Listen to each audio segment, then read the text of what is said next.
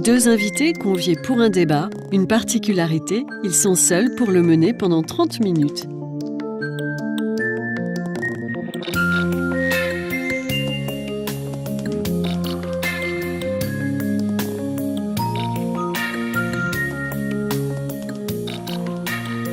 Mais pour commencer, petite présentation des protagonistes par eux-mêmes.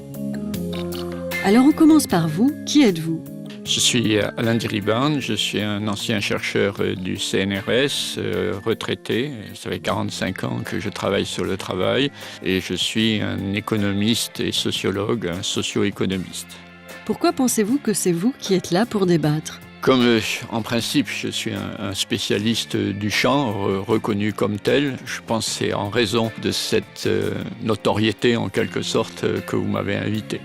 Deuxième invité, même préambule. Qui êtes-vous ?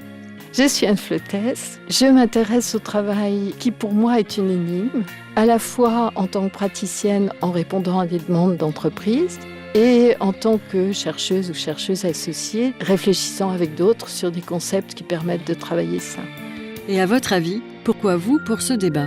Peut-être justement parce qu'on parle beaucoup de souffrance actuellement. Et en tout cas, moi, je peux y répondre du point de vue de ce qui se passe réellement sur le terrain du travail. Top chrono, vous avez maintenant 30 minutes pour converser. Allez, on commence, première partie.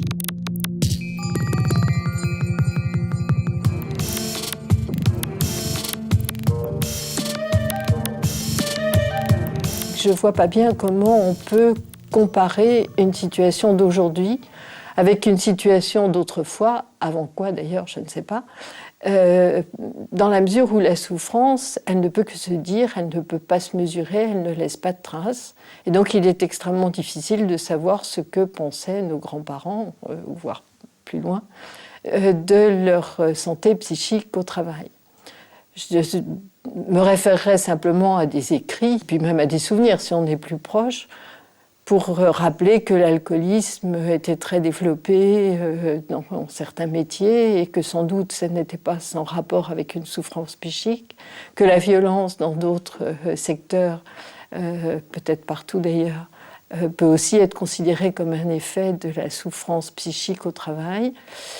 Et que si on parle du travail de façon plus générale, c'est-à-dire y compris le travail professionnel et non professionnel, c'est-à-dire domestique des femmes, sans doute qu'il a laissé des traces psychiques importantes, parce que les femmes étaient fort nombreuses dans les hôpitaux psychiatriques, et que c'est souvent sur des métiers de femmes que les premiers psychopathologistes du travail se sont intéressés à cette question. Si on prend une histoire qui a fait couler beaucoup d'encre, beaucoup de paroles, et voire même un film récemment, c'est-à-dire cette histoire des sœurs Papin, où deux sœurs qui étaient domestiques, donc ça se passe dans 1930 et des poussières, ont brutalement et sans motif apparent assassiné et coupé en morceaux leur patronne et sa fille. Il y a eu à ce moment-là un débat extrêmement important entre des gens très, très célèbres sur ce que ça signifiait.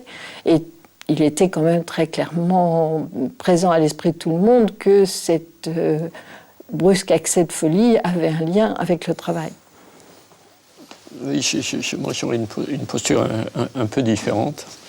Il me semble que petit à petit, on s'est intéressé de la sphère physique à la sphère psychique. On s'y est intéressé, ça ne veut pas dire qu'elle était absente. Et il me semble qu'aujourd'hui, justement, ce qui est nouveau, c'est peut-être pour ça aussi qu'on nous demande de débattre, c'est que la souffrance au travail vient des bureaux, beaucoup plus que de l'usine. Quand on parle, en tout cas, la forme dite ultime, les suicides, c'est des gens de bureau, c'est pas des gens d'usine. Il me semble que quand même l'accent a été mis au départ beaucoup plus sur le travail ouvrier et le travail en usine que sur le travail de bureau et le travail des cols blancs. Et que d'une certaine façon ou non, on parlait de la souffrance dans la logique de Zola. c'est-à-dire dans la logique de l'horreur industrielle, dans la logique de l'horreur des ateliers, et que ceci avait été prolongé.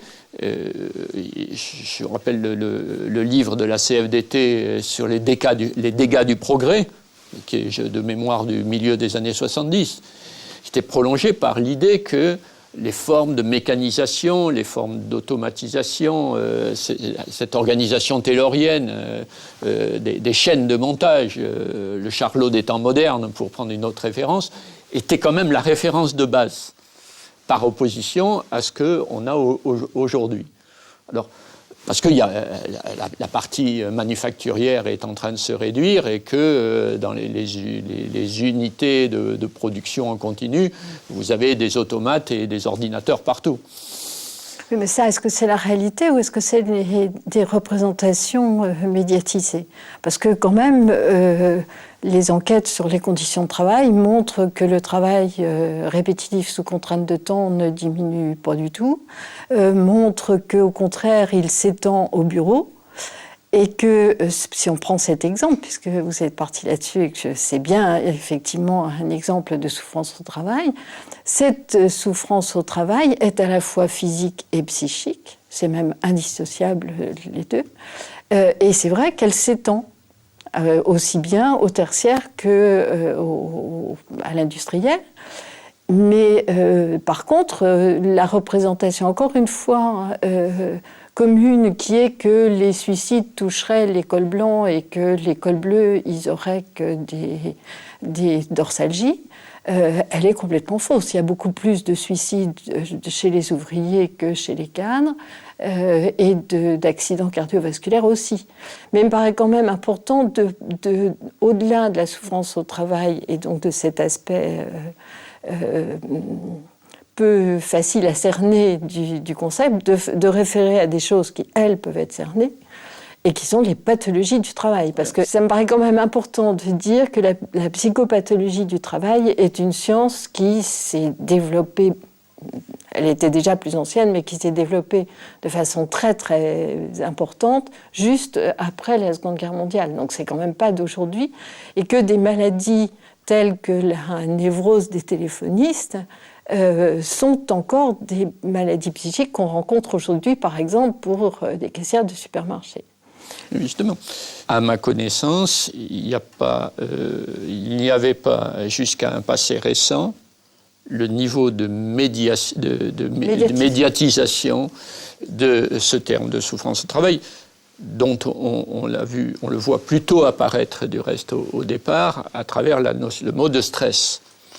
On parle, là maintenant c'est devenu banal, tout le monde est stressé dans tous les sens, la souffrance étant en quelque sorte un stress un peu extrême qui conduit à une souffrance telle que la vie au travail devient insupportable, au point que la vie elle-même devient insupportable, et que donc le travail tue. Et le travail tue, non pas parce que vous avez une charge qui vous est tombée sur la tête, ou parce que vous êtes tombé d'un immeuble de je ne sais pas combien d'étages, comme dans le bâtiment.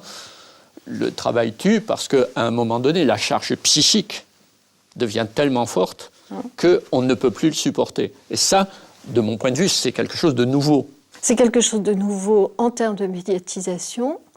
Moi, je résiste beaucoup à dire que c'est quelque chose de nouveau dans la réalité. Tout simplement parce que par expérience, dans des entreprises ou des situations de travail où j'ai été appelée à la suite de suicides, en discutant et en travaillant avec les personnes, il a été fait allusion à des cas de suicide bien antérieurs, de 10 ans ou 20 ans plus anciens, mais qui à l'époque n'avaient absolument attiré l'attention de personne. Et en plus, comme je fais partie des chercheurs qui ont beaucoup travaillé en comparaison internationale, il y a un écart pour l'intérêt de ce sujet entre la France et d'autres pays, en particulier les pays scandinaves, qui beaucoup plus tôt que nous ont commencé à pointer du doigt le fait que ce travail a entraîné des sortes d'effets pervers relativement importants. Et ils sont intéressés à ces sujets-là de façon plus poussée que nous et plus tôt que nous.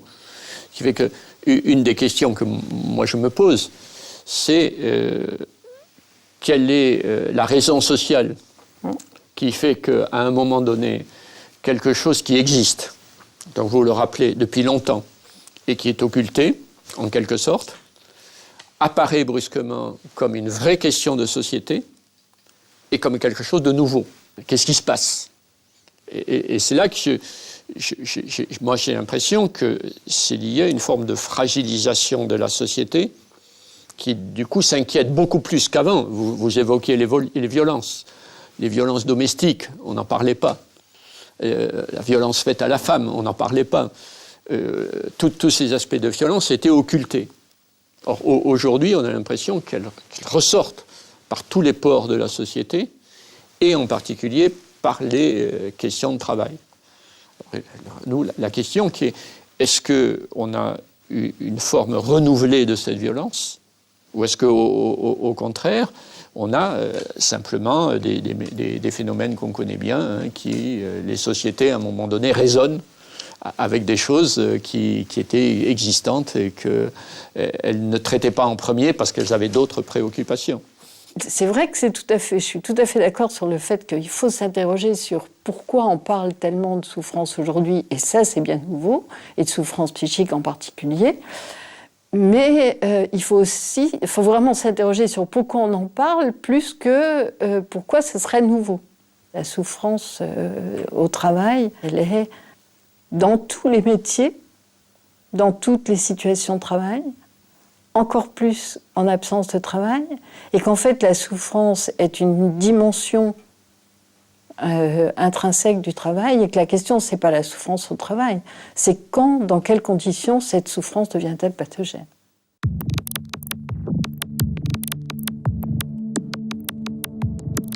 Ce qu'il y a de caractéristique, c'est que le travail est pour tout être humain quelque chose de central pour sa construction, son identité, etc. Donc tout le monde est attaché à son travail comme à la prunelle de ses yeux. Mais en même temps, ce travail, il est confronté à des contraintes, celles de l'organisation du travail, celles des objectifs sociaux du travail, et que le travail est toujours forcément et une souffrance, et, dans le meilleur des cas, quand ça marche bien, un lieu pour rejouer un certain nombre de ses difficultés, ses manques, ses angoisses et aussi ses désirs.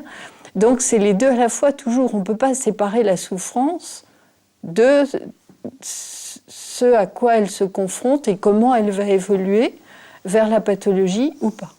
Il me semble que cette question de la souffrance au travail, telle qu'elle est posée aujourd'hui, apparaît parce que on a une rencontre entre une transformation des formes d'organisation du travail et une transformation des formes de gestion, aussi des formes d'organisation des espaces physiques de travail. On pourra revenir sur les espaces ouverts, les fameux open space sur lesquels on me questionne beaucoup, et la construction sociétale française, en particulier le fait que les rapports au travail en France sont des rapports brutaux et violents. Ils sont brutaux parce que c'est la France qui a des formes de productivité du travail, donc il y a un indicateur de fonctionnement qui sont les plus élevés du monde au point de vue productivité individuelle, ceux qui utilisent les machines à des formes de violence de mouvement qui sont sans comparaison avec les autres pays dans les réglages des machines, donc dans les réglages du travail des ouvriers. Par ailleurs, vous avez des violences sociales du travail qui aussi surprennent beaucoup les étrangers dans la manière dont on fonctionne l'un avec l'autre. Donc, je pense que quand même, hein, il faut qu'on rentre effectivement beaucoup plus dans aujourd'hui, qu'est-ce que c'est que ces formes d'organisation et de gestion qui sont quand même développées avec ce que l'on appelle l'organisation de la valeur, hein, ce fameux modèle de la valeur et de la valeur pour l'actionnaire, qui, du point de vue de l'économie, change beaucoup de choses du point de vue de la gestion de l'entreprise.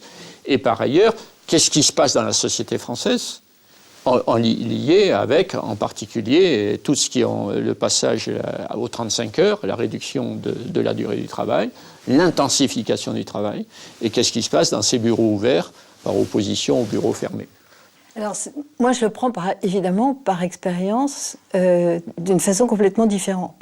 C'est-à-dire que moi, j'aborde ces questions-là par le biais de situations de travail très particulières où les gens n'en peuvent plus, ont craqué sous une forme ou sous une autre, et où on appelle au secours. C'est-à-dire que les différents éléments dont vous venez de parler, moi, je ne les vois pas d'en haut, je les vois par l'effet qu'ils ont dans le travail. Et ce qui est très intéressant, et là il y a effectivement quelque chose qui est certainement nouveau, ce sont très souvent, presque toujours, des souffrances éthiques. Alors qu'est-ce que j'entends par souffrance éthique ? Des souffrances qui viennent du fait qu'on a à un moment donné fait des choses dans le travail qu'on n'aurait pas voulu faire, ou pas fait des choses qu'on aurait voulu faire. Ce ne sont pas simplement les méthodes ou les procédures qui posent problème, mais c'est le contenu même du travail qui pose problème. Alors, je prends un exemple, les plateaux téléphoniques. Qu'est-ce qui fait que les gens sont très en souffrance dans certaines situations de réponse aux usagers qui appellent? Il y a bien sûr une surcharge de travail, une intensité des appels, ça je ne le nie absolument pas et je le rencontre bien, mais il y a aussi que ce qu'on demande aux personnes, c'est de vendre n'importe quoi à n'importe qui, c'est de répondre aussi vite que possible, même si on n'a pas vraiment résolu la question de la personne. C'est, par exemple, d'exiger qu'on ait un prélèvement automatique pour acheter quelque chose et ensuite on va débiter le client de façon énorme et on le remboursera très longtemps après. Ce qui met à mal les personnes qui répondent parce qu'elles se disent que si on leur faisait à elles ce qu'elles font aux autres, elles n'apprécieraient pas du tout. Donc c'est ça que j'appelle souffrance éthique. Et c'est des choses de ce style qui, bien sûr, vont être singulières suivant les métiers, et qui ne sont pas du tout limitées au bureau, parce qu'on trouve de la souffrance éthique aussi en production. C'est essentiellement ça, le type de souffrance qu'on rencontre concrètement sur le terrain aujourd'hui. Il y a d'autres formes aussi de souffrance éthique, qui est, mettons, un directeur de ressources humaines à qui on demande d'expliquer à ses salariés que l'entreprise est solidaire avec eux et qui, 2 jours après, est amené à expliquer qu'il y a un problème d'activité et que donc on va licencier 200 ou 300 personnes, qui est aussi un problème de contradiction entre ce qu'on demande et sa propre conviction. Il me semble que du coup, ça renvoie à un niveau supérieur de problème de cause, qui est qu'on est dans une société où la compétition est beaucoup plus élevée qu'avant, la compétition entre les salariés, entre les entreprises. Et les salariés disent qu'effectivement, s'ils ne veulent pas perdre leur emploi, dans le cas d'employeurs privés, alors ils sont obligés de passer par-dessus des problèmes d'éthique, parce que sinon, c'est leur ressource même qui est en cause. Il me semble que les 2 éléments nouveau et assez déterminant dans ce domaine, c'est pas tellement la concurrence ou la compétition qui me paraissent quand même assez anciennes, mais c'est d'une part le développement de tout ce qui est informatique. Donc je dirais presque en termes de mode de production, presque au sens marxiste du terme, qui fait qu'on a une très grande virtualisation du travail, de l'évaluation du travail, de la gestion, et je dirais une espèce d'hypertrophie de toutes les dimensions gestionnaires du travail aux dépens de la réalité de ce qui se fait. De toute façon, ça c'est un des grands fondements de notre approche, qui est que le travail, en tant qu'il est invisible, n'est pas mesurable, n'est pas évaluable, que c'est jamais le travail qu'on évalue, mais le résultat du travail. Et ces résultats du travail, qui ont toujours été évalués depuis que le travail est travail, ils sont par contre de plus en plus virtuels. Virtuels à cause de l'informatisation, je le disais tout à l'heure, mais virtuels aussi, et là je vous rejoins, du côté de la mondialisation, du côté d'entreprises dont les centres de décision et de débat sont de plus en plus éloignés, inaccessibles, et donc, même si on ne pense pas qu'il y a eu jamais une démocratie dans l'entreprise, de plus en plus inaccessible à la plupart des personnes qui travaillent. Et donc ça fait non pas des conflits supplémentaires, mais au contraire une difficulté supplémentaire à ce que les conflits se développent. Et moi, la nouveauté que je verrais dans cette souffrance éthique, c'est le fait que tout ça, ça occulte, ça voile ce qui avant était beaucoup plus visible, à savoir les conflits d'intérêts, les rapports sociaux, les conflits sociaux, au sens le plus traditionnel du terme, ce dont on ne parle plus du tout.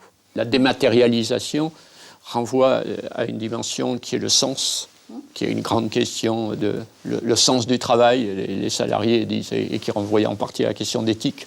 On fait quoi? Quel est le sens? On ne sait plus ce qu'on fait, on travaille sur des choses abstraites, ce qu'on appelle les artefacts, et ainsi de suite. Moi, il me semble que derrière, on vient à la question qui est le problème de la coopération. Et coopération voulue versus coopération contrainte. Dans l'organisation du travail dite moderne, par rapport à l'organisation du travail dite taylorienne ou bureaucratique, on est passé à une logique d'organisation en équipe, à l'intérieur de projets, dans lesquels la coopération devient une obligation. Et là, on a une situation française tout à fait intéressante. Les Français disant d'accord pour coopérer, mais coopérer quand je veux et comme je veux. Et dans les formes de souffrance qui nous arrivent, il y a le fait qu'on l'oblige à travailler avec des gens avec qui on n'a pas envie de travailler. Et que des lieux de souffrance tout à fait privilégiés, de ce point de vue-là, sont les fameux espaces ouverts que j'évoquais, qui sont ces bureaux collectifs dans lesquels on dit aux salariés français vous n'avez plus de bureau, vous n'avez plus votre tanière, vous n'avez plus votre territoire, le territoire s'ouvre. Et dans ce territoire-là, vous allez être amené à coopérer de façon normale et structurelle avec les uns et les autres.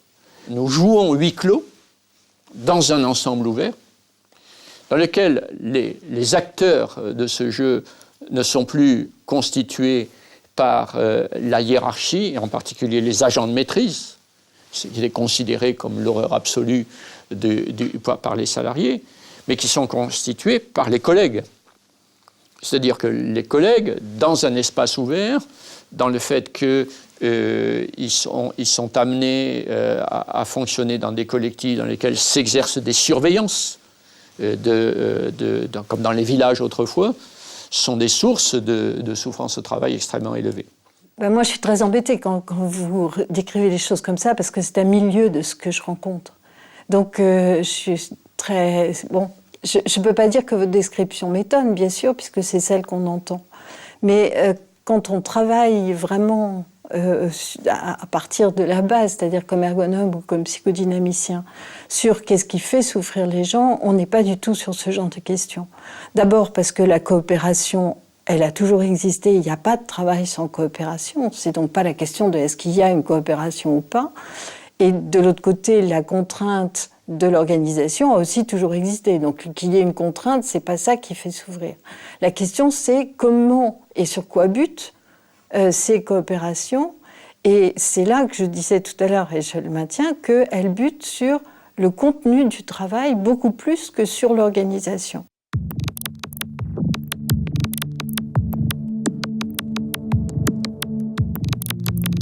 Pour qu'il y ait un travail, pour qu'il y ait des choses qui se produisent, pour qu'il y ait des services qui soient rendus, il faut bien que chacun y ait mis du sien, pour employer une expression très, très triviale. ou pour employer notre jargon psychodynamicien, que chacun est fait du zèle. Sinon, il n'y a rien qui se produit, puisque le travail prescrit, on ne peut jamais le faire tel qu'il est. Et c'est dans ce yémi du zèle que va se trouver et la souffrance, et la pathologie, et le plaisir. Donc, inversement, il n'est pas question de supprimer ce zèle. Sinon, il n'y aurait plus rien il n'y aurait plus de travail. Donc, c'est pour ça que je dis qu'on ne peut pas dire ce qu'il faudrait faire pour supprimer la souffrance. Tout ce qu'il est peut-être intéressant de se poser comme question, c'est qu'est-ce qu'il vaudrait peut-être mieux ne pas faire pour que ça n'aggrave pas les choses. Et ce pas faire, je le verrais beaucoup plus dans le langage, et dans le langage qui, comme je le disais tout à l'heure, gomme la réalité des conflits, la réalité des contradictions. Par exemple, pour prendre des exemples tout bêtes, parler de plan de sauvegarde de l'emploi au lieu de parler de plan de licenciement, c'est un motif de souffrance parce que ça empêche de penser. Faire un rapport qui s'intitule « Bien-être et efficacité », c'est empêcher de penser, parce que le bien-être au travail, ça n'existe pas. Au mieux, ça va, mais le bien-être, c'est vraiment beaucoup dire. Et laisser supposer que bien-être et efficacité, c'est congruent, c'est un empêchement de penser. Du point de vue du travail quotidien. Qu'on a il faudrait l'approfondir, mais qu'on a quand même des désaccords assez forts.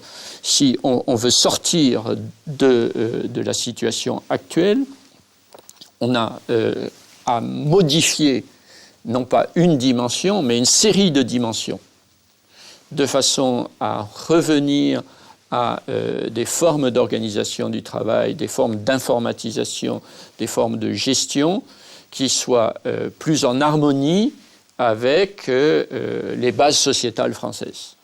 Les formes de souffrance en comparaison internationale montrent qu'on n'a pas les mêmes sources. Donc, on ne peut pas se contenter de l'analyse du travail lui-même. On est obligé de resituer l'analyse du travail dans la construction des rapports sociaux et dans la construction psychosociologique des personnes. On n'est pas du tout au même niveau. Moi, je suis au niveau des personnes et des collectifs qui, soit travaillent, on n'entend pas parler d'eux. Ce qui ne veut pas dire qu'il ne se passe pas des tas de choses, puisque justement, on sait très bien qu'une situation de travail dont on n'entend pas parler, c'est une situation où rien ne va, mais où les gens ont subverti l'organisation pour arriver à en faire quelque chose qui, bon an, mal an, ne les met pas dans une trop mauvaise position. Donc les situations où ça ne va pas, c'est pas qu'il y a une organisation contraignante, puisque l'organisation a toujours été contraignante, quelle qu'elle soit. C'est que les systèmes de subversion, les systèmes de coopération qui permettaient de s'en sortir ne fonctionnent plus. Alors pourquoi ne fonctionne-t-il plus ? Bien sûr que c'est en rapport avec ce que vous décriviez tout de suite, d'évolution sociétale, d'évolution économique, d'évolution mondiale, etc. Mais une fois qu'on a dit ça, pour changer les choses, on n'est pas très avancé. Donc ce n'est pas une modification d'en haut de l'organisation, ou du contexte économique, etc. Bien sûr que ça va modifier les formes, mais ce n'est pas ça qui va résoudre ou atténuer ou limiter les questions de pathologie au travail qu'on se pose. On ne peut que voir comment, dans certaines situations, les collectifs et les personnes butent sur certaines choses et comment elles arrivent ou ils arrivent à les contourner, les subvertir et s'en sortir. Il me semble que, par ailleurs, cette question de la souffrance étant une question qui monte dans les sociétés avancées, et en particulier en France, on pourra re-abaisser l'expression de la souffrance, mais en fait, on ne reviendra pas à des situations antérieures. Même en mettant en place des dispositifs importants destinés à lutter contre des aspects de souffrance au travail. On aura une expression dans la société française de souffrance au travail qui restera élevée parce que c'est une composante même du travail. Donc, je reste là-dessus avec une question extrêmement importante, qui est quoi faire pour arriver à descendre significativement le niveau de souffrance au travail tel qu'il est exprimé aujourd'hui. Prétendre d'en haut faire redescendre le niveau de souffrance, alors je ne sais déjà pas ce que c'est qu'un niveau de souffrance, donc c'est compliqué. Le faire redescendre, c'est encore plus compliqué.